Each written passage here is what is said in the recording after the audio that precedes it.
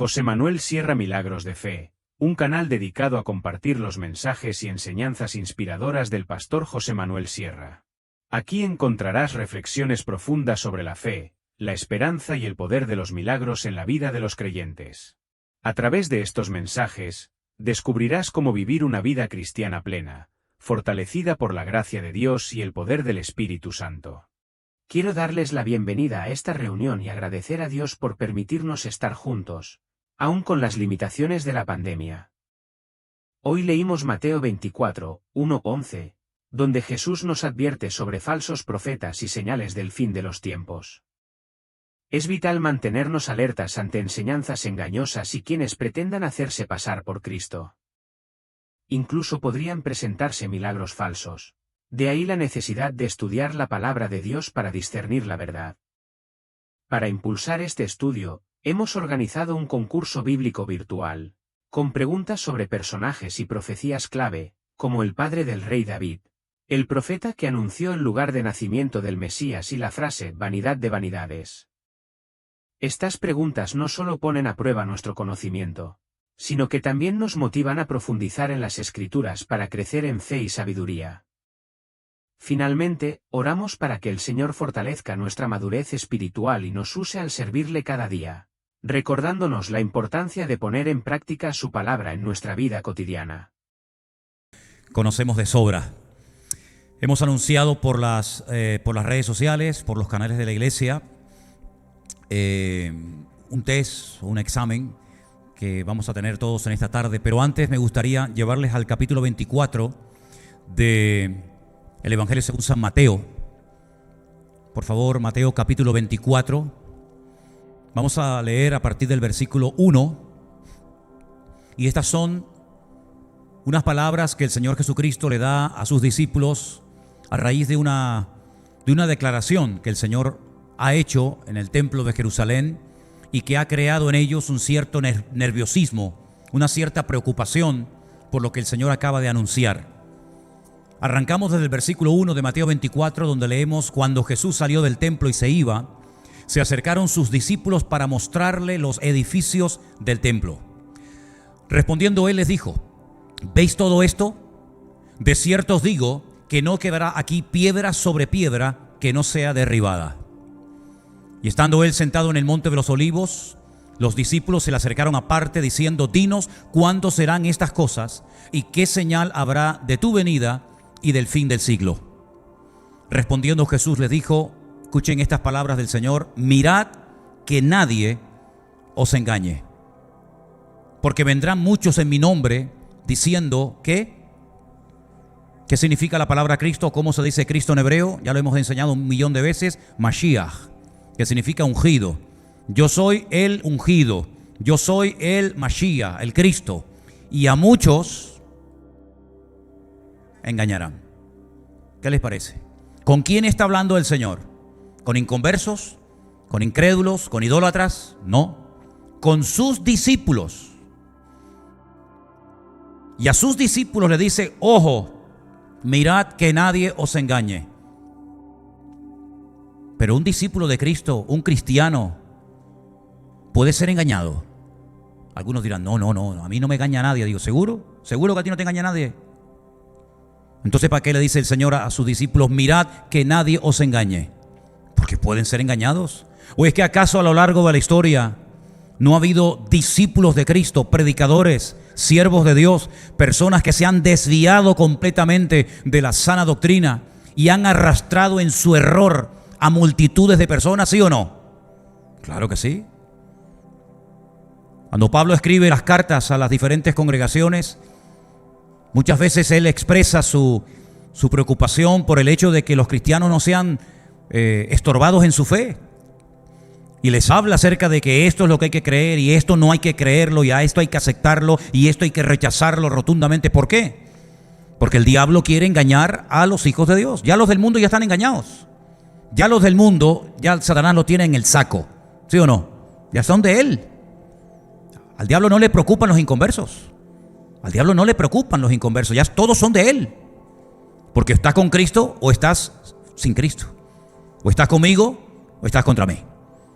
Los que no creen en él, los desobedientes, los rebeldes, los que se burlan, etcétera, etcétera, ya son del diablo, ya son de él. ¿No le decía el Señor Jesucristo a algunos en aquella época: vosotros sois de vuestro padre el diablo? Así lo decía.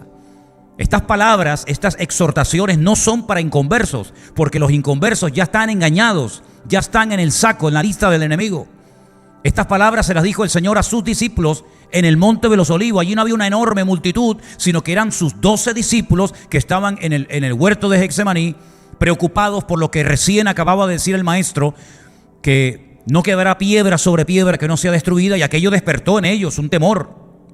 Sí, pero ¿cómo? Que nos van a reventar nuestro templo, que nos van a romper el lugar de adoración nuestra. Pero ¿cómo? ¿Cuándo? ¿Y por qué? ¿Y quién va a hacer esto? Entonces el Señor le da una larga lista de cosas que van a ocurrir, y una de las cosas que les dice es que tengan cuidado, que no sean engañados. Habían estado 3 años con Cristo, el mejor maestro del mundo, ¿sí o no? El mejor predicador, el mejor apóstol, el mejor profeta, el mejor pastor. Y él le dice a sus alumnos y a sus discípulos: mirad que nadie os engañe. Pues entonces vamos a ver si a un discípulo de Cristo, después de haber estado 3 años escuchando la mejor enseñanza del mundo, le dice su maestro: mirad que nadie os engañe, pues ya me contarás dónde quedan la multitud de creyentes que leen poco la Biblia, que están todo el día mirando no sé para dónde, menos para donde tienen que mirar. Pues si a aquellos discípulos le dice el Señor: mirad que nadie os engañe, imagínate a muchos creyentes hoy en día que llevan toda la vida en la iglesia y que todavía no han ni ganado un alma para Cristo, ni han terminado de leer toda la Biblia completa. Imagínate tú, imagínate. ¿No dice la Biblia que el amor de muchos se enfriará? Esas palabras también están en Mateo 24. Se refería al amor de los inconversos, pero ¿cómo se va a enfriar el amor de los inconversos hacia Dios si no creen y aceptan a Dios? ¿No te das cuenta que le está hablando todo el rato a creyentes, a sus discípulos? ¿Se puede enfriar el amor de un creyente hacia Dios? Claro que sí. ¿No lo ven en Apocalipsis capítulo 2? Tengo contra ti que has dejado tu primer amor. ¿Y quién tiene que ser el primer amor? Cristo. No le dice a la iglesia de la Odisea que estaban tibios. Y no le dice el Señor: a los tibios yo les voy a decir lo que yo les voy a hacer, los voy a vomitar de mi boca. No sois tibios, no sois fríos, no sois calientes, sois tibios, por lo tanto os echaré de mi presencia. Fíjense todas las cosas que el Señor está diciendo a creyentes, a convertidos, a sus discípulos. Versículo 11. Y muchos falsos profetas, predicadores, se levantarán y engañarán a muchos. Otra vez la mentira, otra vez el engaño, y otra vez la palabra muchos. Falsos profetas. ¿Dónde predican los falsos profetas? ¿Dónde tienen el terreno para enseñar falsas doctrinas los falsos profetas? ¿En el estadio de fútbol? ¿En los cines? ¿En los teatros? No. En lugares como por ejemplo iglesias, cuyo objetivo es engañar y arrastrar a los creyentes al error. Más adelante, en el versículo 24, vuelve otra vez a decir: porque se levantarán falsos Mashiach, falsos ungidos, falsos Cristos, si lo prefiere, falsos profetas.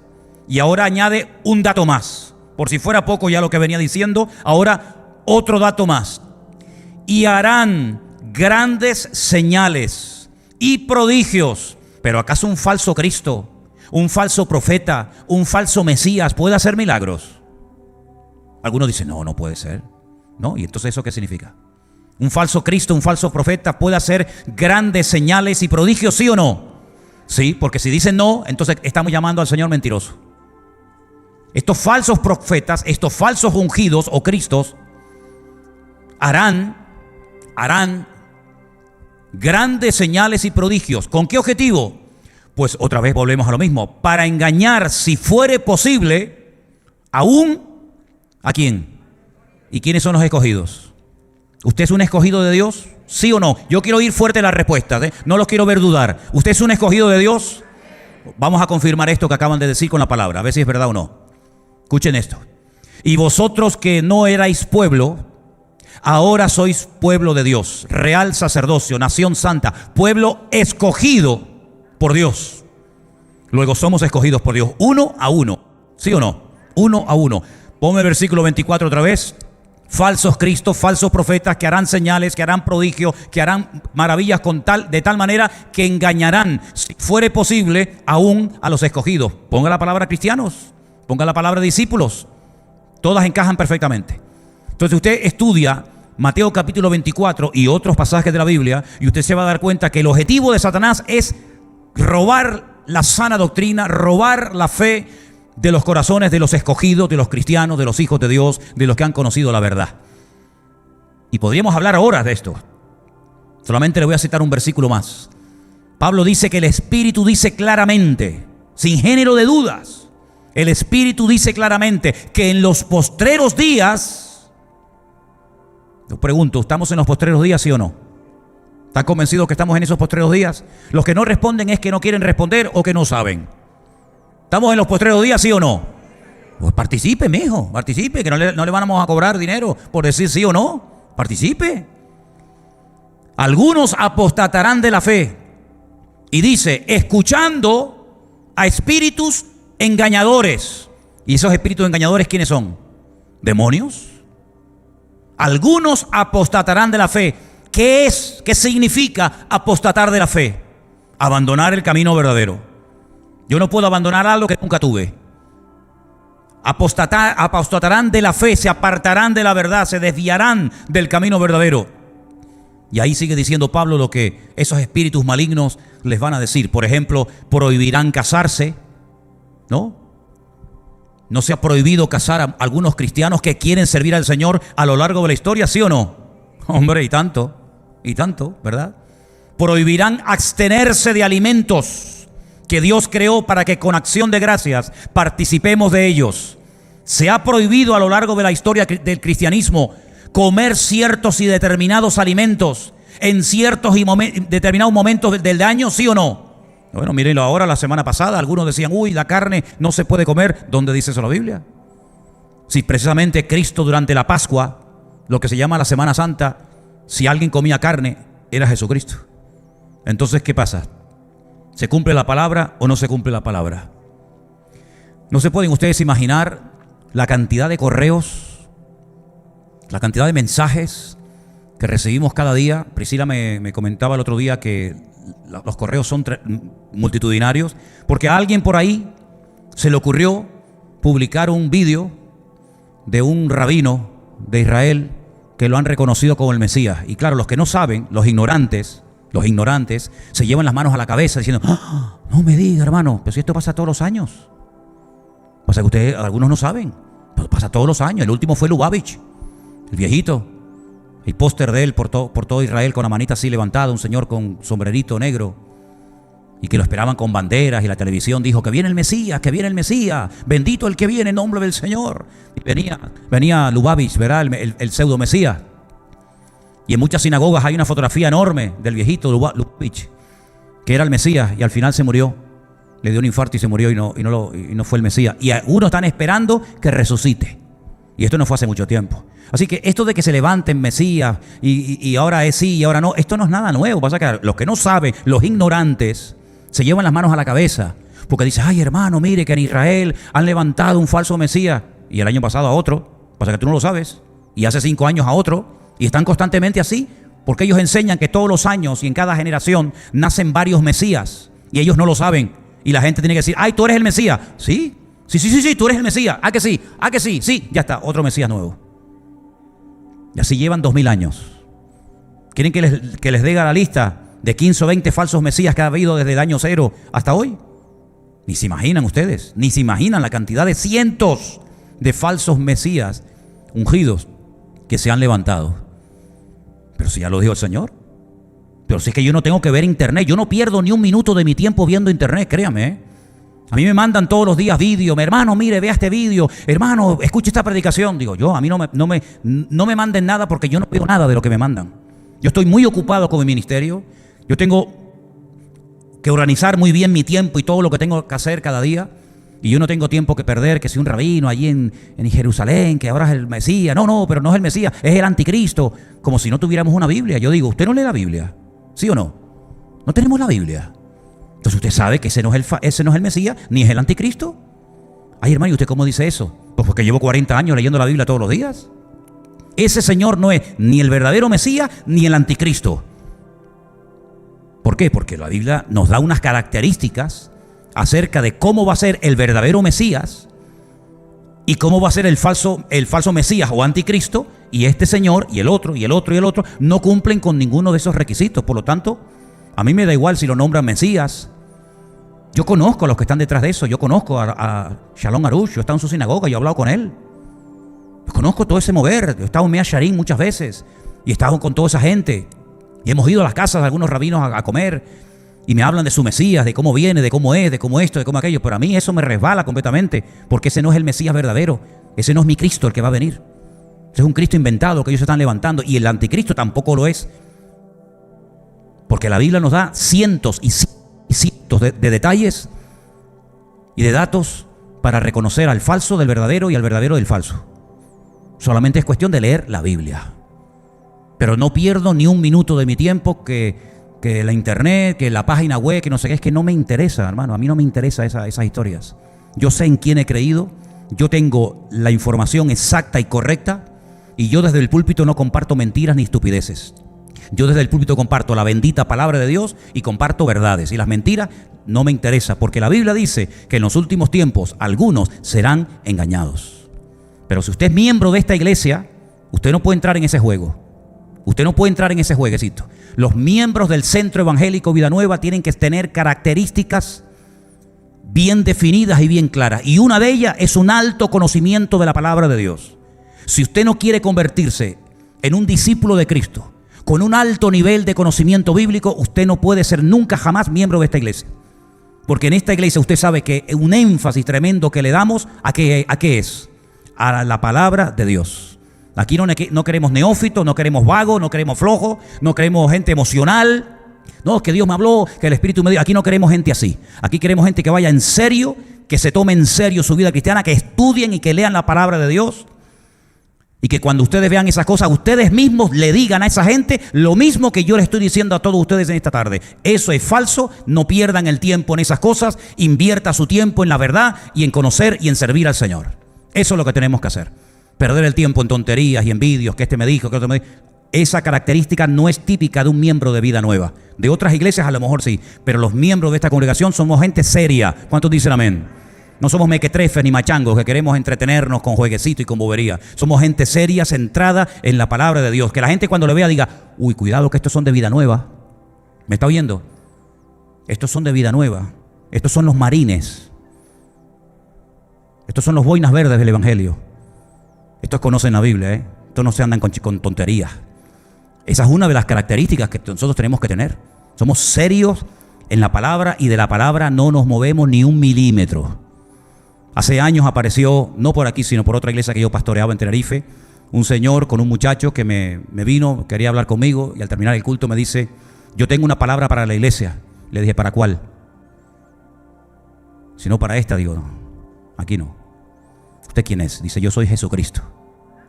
Así me lo dijo, yo soy Jesucristo. Y le dije, pues ya puede estar saliendo por la puerta por la que entró. Y le dice al que venía con él, ¿te das cuenta? Nos echan de todas partes. ¿Qué le parece? Así que, queridos hermanos, claro que estamos en los últimos tiempos. Y en los últimos tiempos todas estas historias aparecerán. Pero a mí no me preocupan eso. A mí en lo que me ocupo es que a los creyentes no se les engañe, ni se les haga perder el tiempo con tonterías, ni con vanas ilusiones, porque nosotros sabemos en quién hemos creído. ¿Cuántos dicen amén?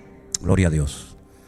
Por eso de vez en cuando, lo hicimos el mes pasado y hoy lo vamos a volver a hacer, yo les voy a poner un examen, un test, una prueba, para que usted se demuestre a sí mismo si usted está creciendo en el conocimiento de la palabra de Dios, si usted conoce bien la palabra del Señor. Vamos a hacerlo de la siguiente manera. Yo les voy a repartir a los que quieran el cuestionario con las preguntas, pero si alguien quiere hacer el cuestionario desde su móvil, usted tiene que escanear ahora mismo ese código QR. Usted lo escanea, pone ese número y a continuación pone su nombre. Y puede participar desde su móvil, y si usted acierta la pregunta que aparece en el formulario, su nombre va a aparecer ahí como que usted ha respondido correctamente a la pregunta. Si usted no ha respondido correctamente, su nombre no va a aparecer y entonces no recibirá como premio el viaje a Israel con todos los gastos pagados. Así que ya sabe lo que hay que hacer. Entonces, sé que hay algunos que dicen, ay, hermano, yo eso de tecnología, yo eso de móviles y códigos QR, yo eso no me entero. Para eso tenemos el papel, no se preocupe, ¿vale? También en Google, usted puede también bajarse el test, la aplicación. Y los que están en casa, los que están siguiendo en directo este culto, se pueden bajar el examen en PDF para que ustedes puedan participar en tiempo real, en directo, con todos y cada uno de nosotros. Yo igualmente voy a repartir el examen para que ustedes lo tengan ahí. Y mientras tanto le voy a dar tiempo para que los que están aquí en la iglesia con su teléfono móvil, si tiene que levantarse, no hay ningún problema. Ahí detrás suyo también tienen una pantalla más cerca. Allí a mano izquierda hay otra pantalla, aquí hay otra.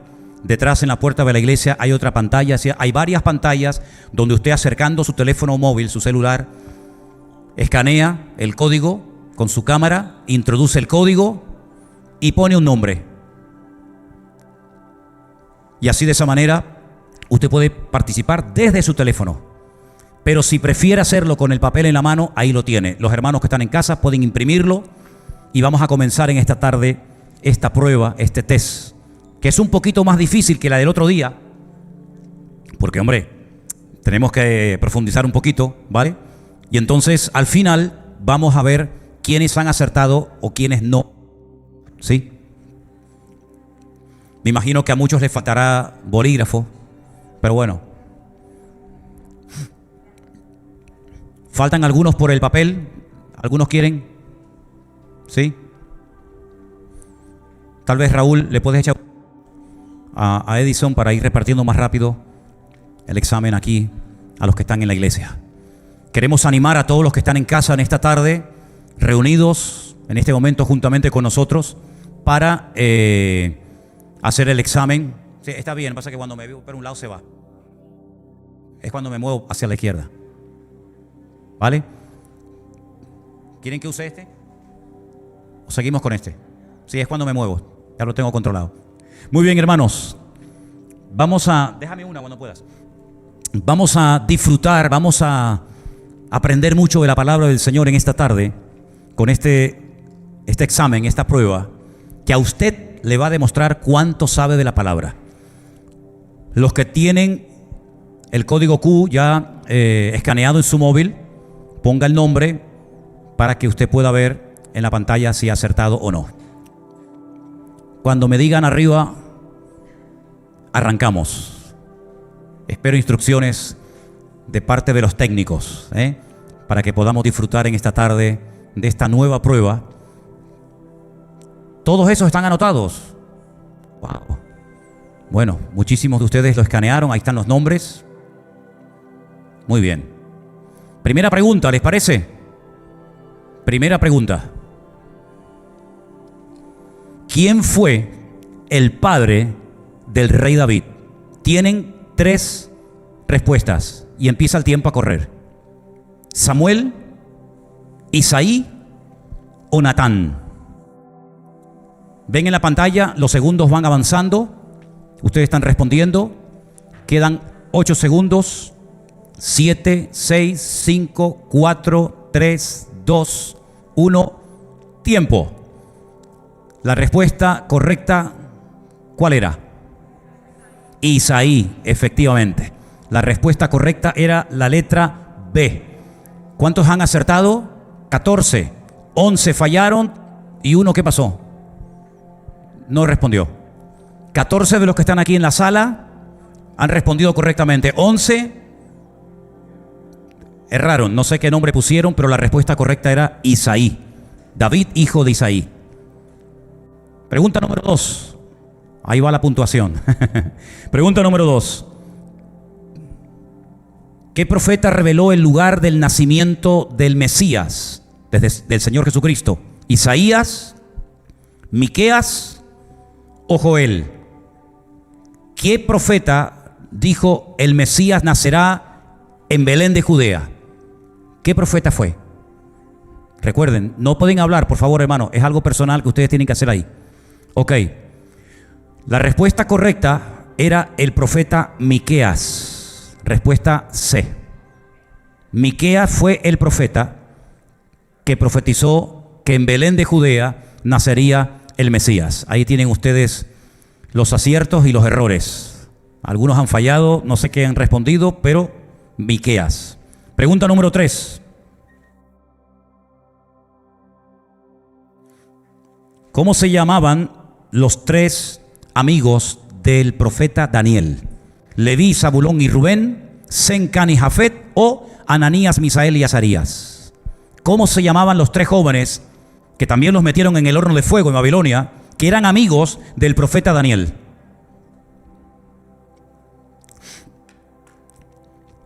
El tiempo ha transcurrido y la respuesta correcta era la letra B.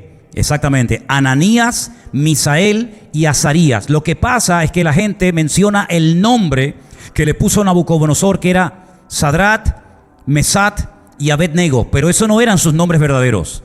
Sus nombres verdaderos eran Ananías, Misael y Azarías. Y vamos a acostumbrarnos a nombrarlos por sus nombres verdaderos y no por los que les pusieron en Babilonia. Pregunta número 4, hermanos. Vamos. ¿De qué material era la cabeza de la estatua de Nabucodonosor? A, de bronce. B, de hierro. C, de oro. Silencio, por favor, no vale copiarse. ¿De qué material era la cabeza de la estatua del rey Nabucodonosor? La respuesta correcta era la letra C. La cabeza de aquella estatua era de oro. Ha habido todo tipo de respuestas. Entiendo que por colores se entiende la A, la B y la C. Ok, perfecto, muy bien. La mayoría acertaron, otros no acertaron. Tienen que leer el libro de Daniel. Las que no acierten, no se alegren por las que aciertan. Averigüen en la Biblia por qué no dio la respuesta correcta. Entonces tiene que leer el libro de Daniel. Siguiente pregunta. ¿Quién fue el sucesor del profeta Elías? ¿Eliseo, Elimelech o Samuel? ¿Quién fue el que ocupó el lugar del profeta Eliseo cuando fue arrebatado? Del profeta... Ay, se me fue. No dije nada. Se me escapó.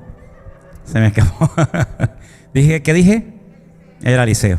Metí la pata. Bueno, la mayoría acertaron, ¿eh? La mayoría acertaron. Bueno, gloria a Dios. ¿Quién va en cabeza? John. ¿Quién es John? Johnny. Vas ganando. 4,744 puntos. Wow. Segundo Yoray. Tercero Miriam. Cuarto Diego. Bueno, seguimos. ¿Dónde nació el rey David? 3 posibles respuestas. ¿En la ciudad de Jerusalén, en Belén o en Nazaret? En Jerusalén, A, B, Nazaret o C, Belén. Piensen. ¿Dónde nació el rey David? ¿Dónde nació ese rey? Pues efectivamente el rey David nació en la ciudad de Belén, la misma ciudad donde nació el Señor Jesucristo, en Belén de Judea. Allí nació el rey David. Seguimos, pregunta número 7. Johnny sigue en cabeza. Wow. Johnny después nos va a invitar a cenar a todos. ¿Quién bautizó al apóstol Pablo? ¿Pedro? ¿Ananías? ¿O nadie? A lo mejor no lo bautizó nadie. Ya estaba bautizado. ¿Quién lo bautizó? Corre el tiempo. 2 segundos. Tiempo. Respuesta correcta. Ananías, efectivamente. No lo confundan con Ananías y Zafira, aquel matrimonio que murió, ¿se acuerdan? El que bautizó al apóstol Pablo también se llamaba igual, Ananías. Perfecto, gloria a Dios. Pregunta número 8. ¿En qué isla se encontraba Juan cuando escribió el libro del Apocalipsis? A, Chipre. B, Creta. C, Patmos. ¿Cómo se llamaba el nombre de la isla donde el Señor le dio todos aquellos sueños y visiones y revelaciones al apóstol Juan? Vamos a ver. La respuesta correcta era la letra C. Efectivamente, la isla de Patmos. Lo dice en Apocalipsis capítulo 1, que estaba en la isla de Patmos. No hay nadie que quite del puesto a Johnny, ¿eh? Sigue ahí con más de 7,000 y pico puntos. Bueno, gloria a Dios, estupendo. Pregunta número 9. ¿Cuántas iglesias se mencionan en el libro del Apocalipsis? ¿12, 7 o 4?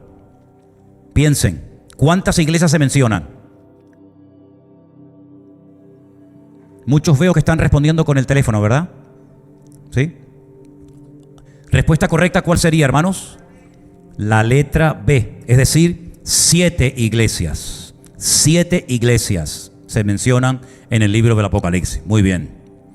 Pregunta número 10. ¿En qué ciudad vivía Zaqueo? ¿En Capernaum, en Betania o en Jericó? Piensen, ¿en qué ciudad vivía Zaqueo, el jefe de los publicanos, y además dice que era rico, que tuvo en su casa al Señor Jesucristo? La respuesta correcta, ¿cuál era? Jericó. Esa es la respuesta correcta. Letra C. Veo que muchos han respondido incorrectamente. Jericó. Allí vivía este hombre de pequeña estatura. ¿Se acuerdan que se subió a un árbol sicómoro? Siguiente pregunta, la 11. ¿Cómo se llamaba la madre de José?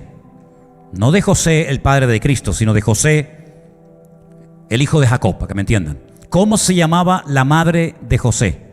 ¿Lea, Bila o Raquel? La respuesta correcta, ¿cuál era?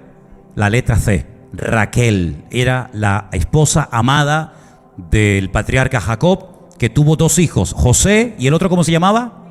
Benjamín, exactamente. Muy bien. Respuesta número C. Madre mía, ya, Johnny, amigo. ¿Cuál es el salmo más corto de la Biblia? ¿El 11, el 117 o el 91? Piensen la respuesta, A, B o C. 11, el 117 o el 91. La respuesta correcta, faltan ahí un par de segundos, esperamos.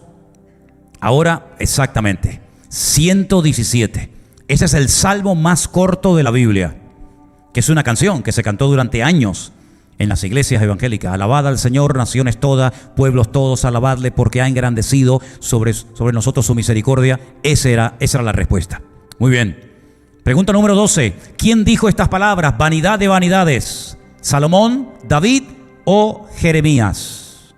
Palabras muy conocidas, ¿verdad? Vanidad de vanidades, todo es vanidad, dijo el predicador. Pero ¿quién era ese predicador? ¿Salomón, David o el profeta Jeremías? Piensen, tienen ahí todavía nada, ya no tienen nada, o sea, fue el tiempo. Salomón, exactamente. Veo a mucha gente que están respondiendo otras cosas, ¿no? Lo cual quiere decir que tienen que leer mucho más la Biblia. Salomón fue el que dijo en el libro del Eclesiastés, vanidad de vanidades, todo es vanidad. Siguiente pregunta, ¿cómo se llamaba el padre de Pedro? Algunos dirán, pero la Biblia nos dice cómo se llamaba el padre de Pedro. Sí, claro. ¿Zebedeo, Jonás o Elí? ¿Cómo se llamaba el padre del apóstol Pedro? A ver, me gustaría, ahí a la derecha estamos viendo todas las respuestas que están dando. Bueno, muy variadas las respuestas, pero la respuesta correcta era la letra B, Jonás. Jonás, Simón, hijo de Jonás. ¿Se acuerdan que le decía el Señor? Jonás. Igual que el profeta Jonás del Antiguo Testamento, igual. Perfecto. Seguimos adelante con la siguiente pregunta. Y la pregunta en esta ocasión es, ¿en qué ciudad vivía Lázaro, el amigo de Jesús? ¿En Jerusalén, en Betsaida o en Betania? ¿En cuál ciudad vivía, en qué ciudad vivía Lázaro?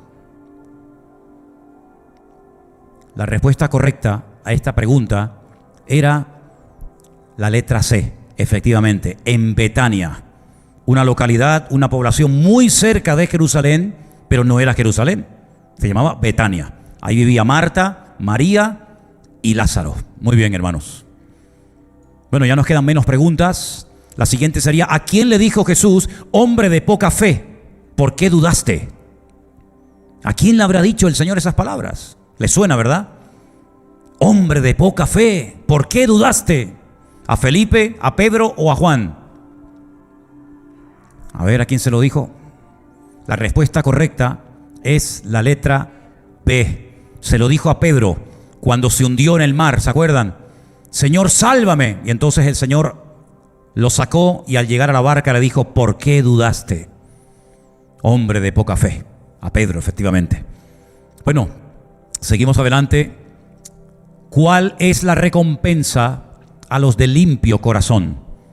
A, que ellos verán a Dios. B, que ellos serán saciados. C, que recibirán consolación. ¿Cuál es la recompensa a los de limpio corazón? A, B o C. Espere, a mí no me lo digan, tienen que decirlo ahí. La letra A, efectivamente. Bienaventurados los de limpio corazón, porque ellos verán a Dios. Esa es la respuesta, la letra A, efectivamente. Solamente aparecen los 5 primeros, ¿no? Sí, bueno, los demás ni aparecen. ¿Quiénes preguntaron dónde está el rey de los judíos? ¿Los pastores? ¿Los escribas y los fariseos? ¿O los magos de Oriente? ¿Dónde está el rey de los judíos? Iba a seguir recitando el versículo, pero si lo recito ya saben la respuesta. Los magos de Oriente, efectivamente. Porque su estrella hemos visto en el Oriente y venimos a adorarle. Efectivamente. La letra número C. Pregunta número 19, sería la penúltima. ¿Dónde se habla del fruto del Espíritu Santo? Piense bien. ¿En Romanos capítulo 12, en Primera de Corintios 13 o en Gálatas capítulo 5? ¿Dónde está el tema del fruto del Espíritu Santo? De estas 3 cartas, ¿dónde se habla de este tema? Efectivamente, en Gálatas capítulo 5, concretamente versículos 22 y 23. Mas el fruto del Espíritu es amor, gozo, paz, paciencia, benignidad, etcétera, etcétera. Muy bien. Y la última pregunta, la número 20. En la armadura del creyente, el escudo, ¿qué representa? ¿La salvación, el evangelio o la fe? En la armadura del creyente, el escudo concretamente, ¿de qué habla? ¿De la salvación, del evangelio o de la fe? La respuesta correcta era efectivamente la fe, porque la salvación es el yelmo, el evangelio dice que es el calzado, y el escudo de la fe con el que podáis apagar todos los dardos de fuego del maligno, dice la palabra de Dios. Bueno, pues yo no sé si podemos poner la clasificación. Diego fue el primero, el tercero, el segundo fue Yeray y el primero, a ver, Johnny. Damos un aplauso a todos los que participaron en esta tarde. Ahí está el podio. Johnny, Yeray y Diego. Después estos 3 hermanos tendrán la bondad de llevarnos a un buen restaurante o cafetería de aquí de la ciudad, con todos los gastos pagados. Así que damos gracias al Señor. ¿Cuántos de ustedes reconocen con este test que saben mucho de la Biblia? A ver, levanten la mano. A ver, ¿cuántos reconocen que no saben tanto de la Biblia? Más o menos. Amén. ¿Y cuántos reconocen que no saben nada de la Biblia? No, eso no vale, eso no vale. Esto sirve para que usted se demuestre a sí mismo, si usted necesita crecer en su conocimiento bíblico, si está bien, si necesita dedicar más tiempo al estudio de la palabra del Señor, porque yo he dicho muchas veces, hermanos, que una cosa es leer la Biblia y otra cosa es estudiar la Biblia. Y a veces la gente lee, sí, hoy leí Juan, leí Mateo, leí Lucas, y le preguntas a la media hora, ¿qué leíste? Y ni se enteran, ni me acuerdo. Pero cuando usted desarrolla la costumbre de leer tranquilamente, por ejemplo, esta semana estoy compartiendo en los devocionales de la mañana diferentes salmos. Claro, no puedo hablar de todos porque son 150, me llevaría 150 días hablar de cada uno. He escogido 5 y bueno, ya la próxima semana pasamos al libro de Proverbios. En Israel hay una costumbre que dice que un estudiante normalito, un estudiante normal, sencillo, cuando escucha a su maestro dar una enseñanza, y por ejemplo, imagínense que el maestro ese día explicó el Salmo 1. Un estudiante normal lee entre 20 y 30 veces cuando llega a casa el Salmo 1.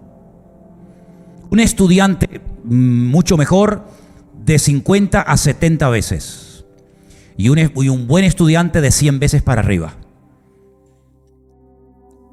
Entonces usted dirá, entonces yo no llego ni a mal estudiante, ¿no? Porque si el pastor el domingo habló del Salmo 1, yo llego a mi casa y no lo leo, y usted dice que uno normalito lo lee 30 veces, entonces yo no soy ni normalito, soy por debajo de lo normal, ¿no? Bueno, eso es lo que a mí me gustaría que usted comenzara a hacer en su vida. Claro, ¿qué es lo que ocurre? Que cuando tú encuentras a un muchacho de estos que se ha leído 70, 80, 90, 100 veces el Salmo 1 o Deuteronomio 30 o lo que sea, se lo sabe de memoria. Si yo le preguntara a usted, ¿usted se acuerda cuando fue católico? ¿Se acuerda de esa época? ¿Se acuerda del Dios te salve María? Se nos quedó grabado.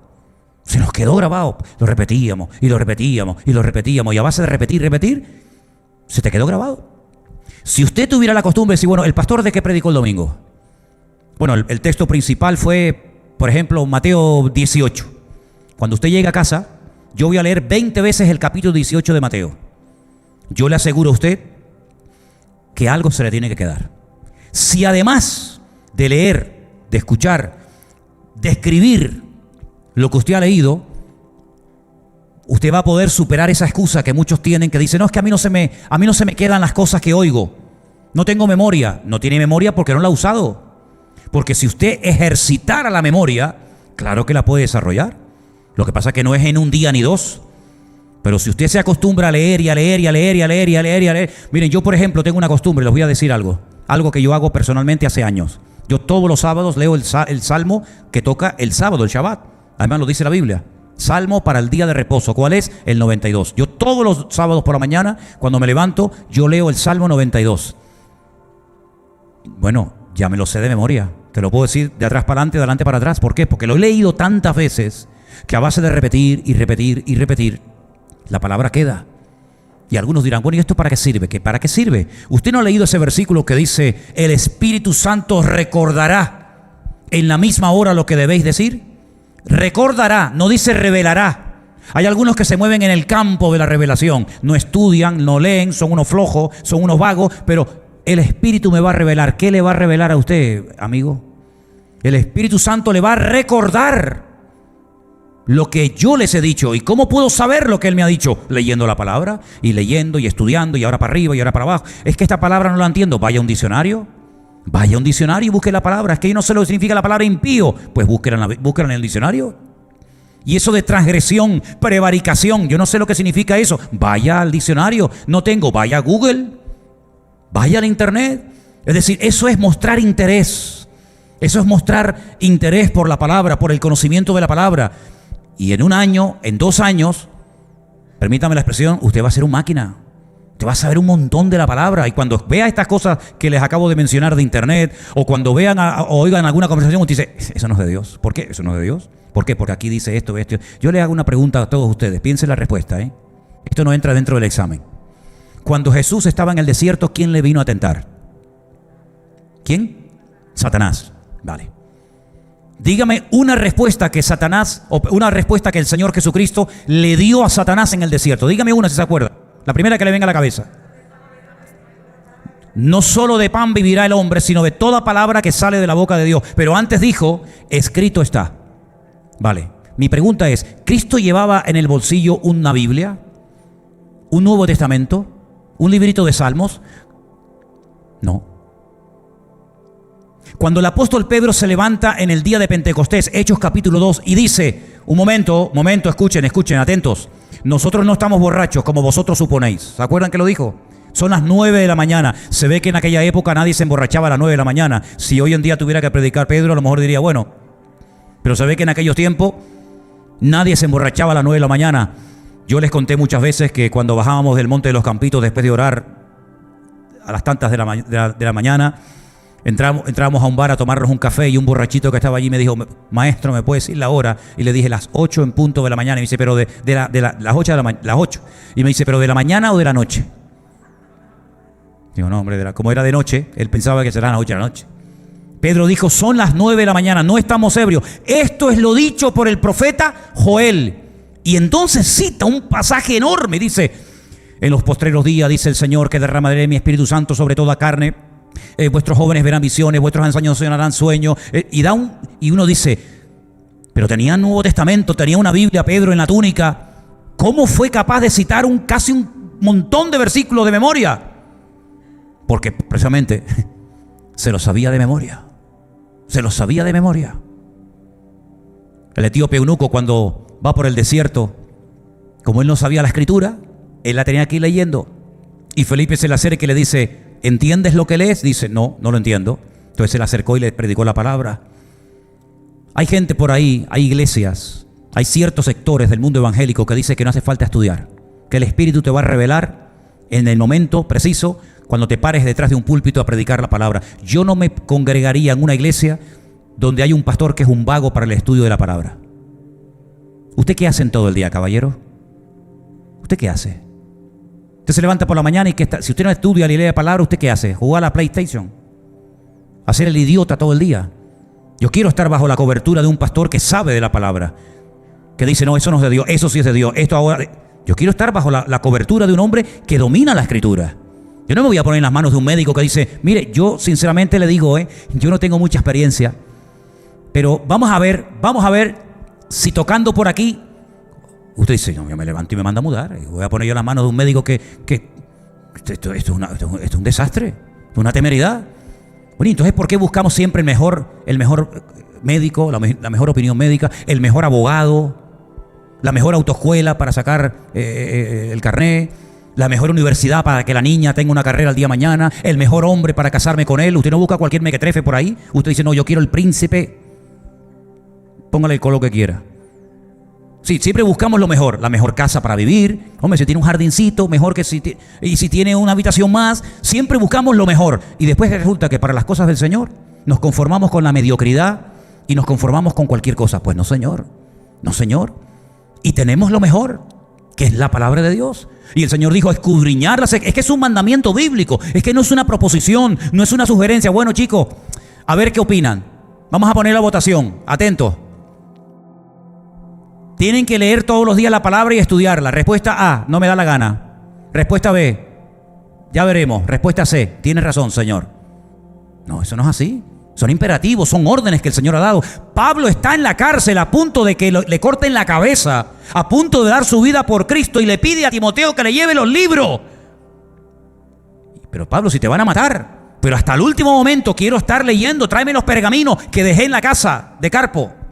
Tráeme material para seguir estudiando. Y mientras tanto tú sigues encargándote y ocupándote en la lectura, en la exhortación, en la enseñanza. Un hombre que ya tiene todo hecho en la vida. Un hombre que no tiene que pasar ya ningún examen, porque ya ha demostrado de sobra si es de Dios o no es de Dios, si Dios lo ha bendecido o no lo ha bendecido. Pablo, déjate de seguir leyendo y estudiando. No, tráeme los pergaminos que quiero seguir leyendo hasta el último minuto. ¿Y a qué se dedicó Pablo mientras estaba en la cárcel? ¿A hacer crucigramas? ¿A jugar al sudoku? ¿A sopita de letras? No, a escribir cartas. Y mira qué cartas escribía, Filipenses, wow. Efesios, Colosenses, Filemón. Unas cartas que hasta el día de hoy seguimos utilizando para predicar la palabra de Dios a multitudes de creyentes alrededor del mundo. Desde la cárcel no estaba llorando, quejándose: es que nadie me viene a visitar, es que tengo mucho frío, que lo tenía, porque pide el capote. ¿El capote qué era? ¿Para torear? No, era para taparse del frío. Tráeme el capote. Un hombre que hasta el último momento está dispuesto a esforzarse por las cosas del Señor. Cuando el Señor Jesucristo resucita y se va por ese camino hacia Emaús, ¿se acuerdan? Aquellos que iban discutiendo que no sé qué, que no sé cuánto, que nos equivocamos. Y el Señor le dijo: pero duros de corazón. Y dice que los llevó por toda la ley, por todos los profetas y por todos los salmos. ¿No era necesario que todas las escrituras se cumplieran, que hablaran de los padecimientos de Cristo? ¿Cómo el Señor dominaba la escritura? ¿Y qué dijeron ellos después? Oye, ¿tú no notabas que cuando nos abría las escrituras, cuando nos explicaba la palabra, ardían nuestros corazones? Entonces, queridos hermanos, ¿es bíblico o no es bíblico estudiar? Por supuesto que es bíblico estudiar. Por supuesto que es bíblico tener una buena base. Y después, cuando usted tiene esa buena base, usted va a poder enseñar a otros. Como dice la carta a los Hebreos: debiendo ser ya maestros, después de tanto tiempo, todavía tenéis necesidad de leche y no de alimento sólido, porque sois inexpertos en la palabra. Entonces, el Señor, según va pasando el tiempo, nos va a ir exigiendo un nivel de conocimiento, un nivel de madurez acorde al tiempo que llevamos en el Señor. Pero ojo, no solamente se lo va a exigir el Señor, sino yo también te lo voy a exigir a ti. Claro, porque no es normal que un creyente que lleve aquí 20 años, porque esta iglesia va a cumplir ahora en mayo 20 años, no se haya usted leído la Biblia en 20 años completa.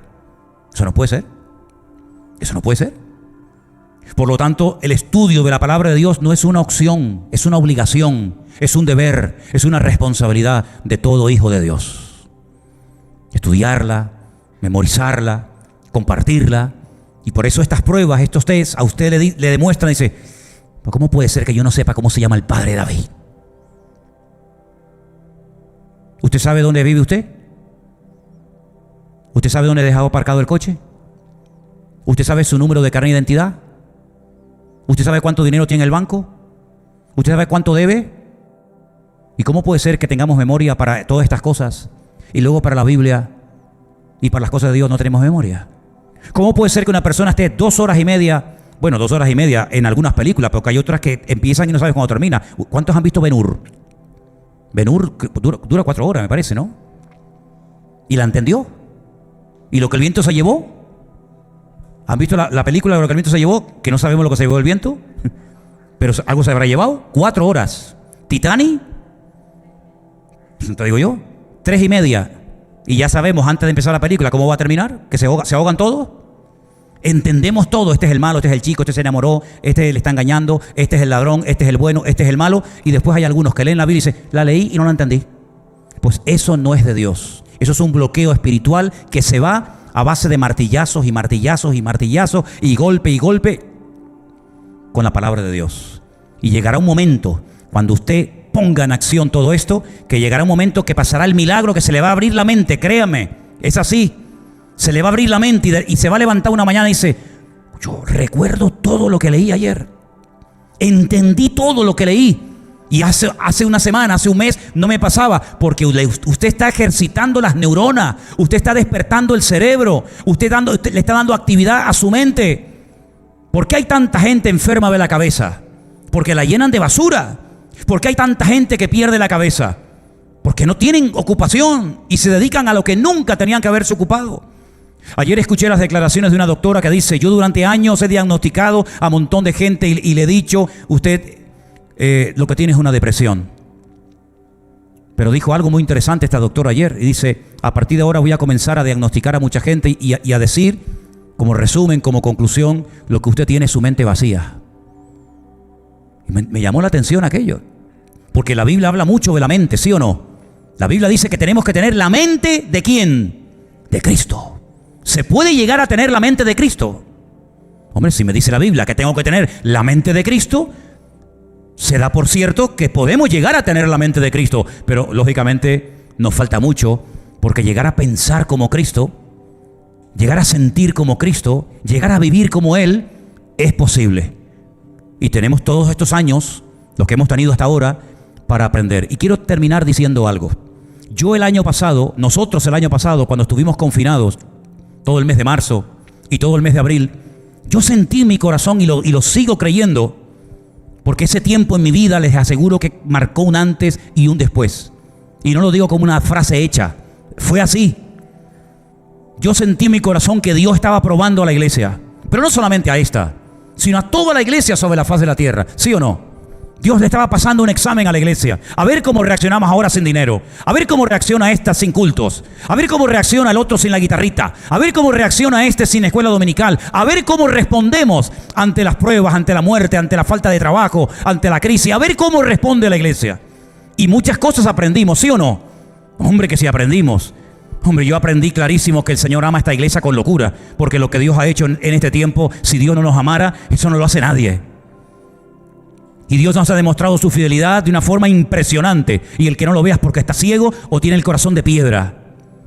Pero lo que no me gustaría que sucediera es que, como ya va pasando el tiempo y ya muchos han perdido el miedo al tema del virus, y ya como que no hay ese temor que había en aquellos días cuando la gente salía a la calle y venía uno de frente y cruzaba la acera o te viraba la cara, ya es como que ese miedo se va perdiendo y ahora como que vamos poco a poco, digamos así, volviendo a lo que llamamos normalidad. Pues como que ya otra vez volvemos a lo mismo, a leer poco la Biblia, a congregarme cuando me dé la gana, Porque yo recuerdo gente que en pleno confinamiento me llamaban y me escribían y me decían: cuando se abra la iglesia, no me perderé ni un culto. Porque mira que he echado de menos la iglesia en este tiempo, me decían. Mira que hemos echado de menos los cultos, ¿eh? ¿Dónde están esas personas esta tarde? ¿Dónde están esas personas que a mí me dijeron en la cara: no voy a perderme ni un culto a partir de ahora, ni de jueves ni de domingo?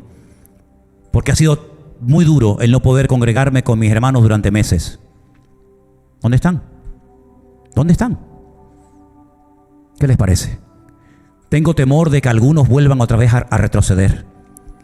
Porque el Señor, estábamos aquí, a este nivel espiritual en marzo, y a los que hemos querido y nos hemos dejado tratar, nos ha elevado. Nuestra fe ha crecido, nuestra madurez, nuestra visión, nuestra concepción del reino de Dios.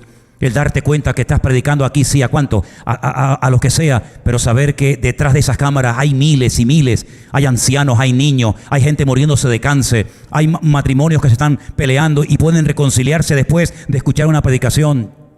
Gente en la cárcel que te está escuchando, gente en bases militares en Afganistán que nos están viendo en directo como ha sucedido y sucede. Gente que nos ve en directo en sus hogares, en hospitales, en montones de lugares. Eso te ha cambiado la vida. Decir: Dios mío, que yo no estoy predicando a 5 personas aquí, que estoy predicando y estamos cantando y ministrando a centenares, a miles de personas en todas partes del mundo. Pues todo eso tiene que servir para llevarnos a un crecimiento y a una madurez tremenda. Y yo no quiero dar marcha atrás, créame, yo no voy a dar marcha atrás. No voy a dar marcha atrás. Cumplo este año 60 años. Cumplo en mayo 40 años de pastor. Y yo no voy a dar marcha atrás. No voy a perder ni un minuto de mi tiempo. El que no quiere crecer, el que no quiere madurar, el que está todo el río quejándose que no tengo, que no puedo, no me molestes. Quítate de en medio, quédate ahí. Ese es el cristianismo que tú quieres vivir. Esa es la forma que tú quieres vivir tu cristianismo. Quédate ahí, mijo. Pero nosotros vamos a ir avanzando porque hay mucho terreno por conquistar. Hay millones y millones de almas que necesitan que les llevemos el evangelio ya. Hemos orado el domingo pasado, lo digo por si alguien no lo sabe todavía. El domingo pasado desde este púlpito se oró por una hermana de nuestra iglesia virtual, grupo número 3 de Europa, concretamente vivía en España, que estaba con cáncer. ¿Se acuerdan? Nuestra hermana Olga Lucía ya está en la presencia del Señor. Ni una semana pasó. Oramos por ella el domingo y el Señor respondió a nuestra oración mucho mejor de lo que le pedimos. Porque nosotros le pedimos que se quedara y que la sanara, pero el Señor dijo: no, me la llevo a mi casa, me la llevo conmigo. ¿No es eso la mejor respuesta? Cuando la Biblia dice que para mí el vivir es Cristo y el morir es ganancia, ¿o que nos queremos quedar aquí? Claro que el Señor nos respondió 1000 veces mejor, porque Él dice que siempre nos dará mucho más de lo que pedimos o de lo que entendemos. El carnal, el egoísta dice: no, un año más y otro año más, como mi abuelo que tenía 106 años y todavía sus hijas, incluida mi madre, seguían orando para que se quedara un año más entre nosotros. Y yo decía: pero bueno, ¿qué es Matusalén? 106 años hay, un añito más. Pero vamos a ver, ¿algún día se tendrá que morir el viejo? Pues el Señor respondió. Y ahora tenemos parte de nuestra iglesia virtual aquí, en las redes sociales y en la eternidad, donde al fin y al cabo todos nosotros vamos a terminar todos juntos en la presencia del Señor. ¿Qué les parece? Entonces, marcha atrás en absoluto. Ya no hay marcha atrás, ya no hay retroceso. Recientemente he tenido una reunión con todos los que están en alabanza, en sonido, en cámaras, en ordenadores, diciéndole: chicos, esto es muy serio. Miles y miles de personas dependen ahora de lo que se hace aquí, desde esta pequeña isla, de esta pequeña parte del mundo, y muchas personas están comiendo y alimentándose de lo que desde aquí se está repartiendo a las naciones de la tierra. Por lo tanto, necesitamos soldados, hombres y mujeres valientes, que no estén todo el día mirando el ombligo: y no tengo, y no puedo, y no tengo, y no puedes. Pues si no tienes y no puedes, tú sabrás por qué no tienes y por qué no puedes. Porque el mismo Dios que yo tengo es el mismo que tú tienes, ¿sí o no? El mismo Dios que yo tengo y la misma Biblia que yo leo es la que leemos y tenemos todo. Por lo tanto, es cuestión de ponerse las pilas y no perder el tiempo y dejarnos de lamentos y de lloriqueo y gozarnos con lo que tenemos. Y cuando aprendamos a gozarnos por lo que tenemos y seamos fieles en lo poco, probablemente, si el Señor le place, nos pondrá sobre mayores cosas. ¿Cuántos dicen amén? Vamos a ponernos de pie en esta noche, queridos hermanos, y vamos a hacer una oración específica y concreta, pidiendo una cosa: madurez. Quiero ser un cristiano maduro. Quiero crecer y madurar en los caminos del Señor. Quiero que el Señor cuente conmigo en esta hora. Quiero ofrecer mi vida, mi tiempo, mi juventud, mi casa, mi familia, mis recursos. Los quiero poner a disposición de la obra de Dios, para que la obra de Dios no se detenga, para que el evangelio corra y la palabra de Dios llegue hasta el último rincón de la tierra. Que el Señor nos ayude a crecer y a madurar y a entender que ha llegado el momento de dar y no tanto de recibir. Dios nos metió en nuestras casas hasta que pasara la indignación por un poco de tiempo. Y el Señor nos ha estado dando y dando y dando y dando palabra, mensaje, enseñanza, estudio y experiencias y testimonio. Ha llegado el momento de comenzar a dar. Y les digo y les recuerdo, amada iglesia, que más bienaventurado es dar que recibir, dijo el Señor. Así que en esta tarde, Señor, nos ponemos delante de tu altar a tu entera disposición. Señor, en el nombre de Jesús, te pedimos que nos ayudes a conocerte cada día mejor, a gozarnos en todo momento y circunstancia de la vida en la que me encuentre. Gracias, Señor, porque tú me has dado oportunidad para madurar, para crecer, para desarrollarme como cristiano, para que mi carácter se consolidara, para que dejara el infantilismo y la mediocridad y la religiosidad y me convirtiera en un creyente nuevo, fresco, dinámico, activo en el reino de Dios. Señor, usa a tu amada iglesia en este tiempo para poder luchar en contra de toda falsa doctrina, en contra de herejías, en contra de falsos maestros, profetas, apóstoles, falsos cristos que vienen para engañar al pueblo de Dios. Señor, en el nombre de Jesús pedimos que nos des la sabiduría y la capacidad necesaria para que tu palabra triunfe y el evangelio brille en medio de tanta oscuridad y de tanta ignorancia que hay. Usa nuestras vidas en esta hora, mi Dios. Y te pedimos, oh Dios, que nos des la fuerza necesaria para poder llevar a cabo este objetivo y esta meta que nos proponemos hoy. Serviré al Señor con alegría, con todo mi corazón y con todas mis fuerzas, hasta que tú vengas a llevarme a tu presencia. Te lo pedimos en esta noche con todo nuestro corazón, en el nombre de Jesús. Digan un fuerte amén. Amén y amén. Gloria al Señor. Amén. Aleluya.